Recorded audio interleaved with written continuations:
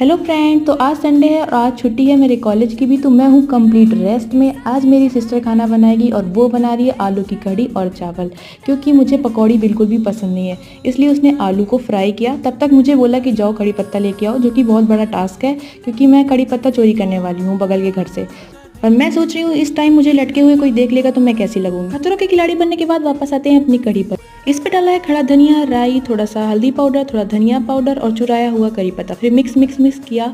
उसके बाद जो स्लरी बनाई थी ना हमने बेसन और मट्टे की, उसको डाल दिया और कंटिन्यूअसली चलाते रहना जब तक कि बॉईल ना आ जाए। फिर से मैं भटकती हुई आत्मा की तरह पहुंच गई मौसम को देखने, और हो रही थी बहुत तेज से बारिश। बाहर तेज से बारिश और गरम गरम कढ़ी चावल, बहुत अच्छा कॉम्बो है। और जब तक मैं कढ़ी चावल खत्म करती हूँ, आप लाइक करिए, सब्सक्राइब करिए। Thank you guys.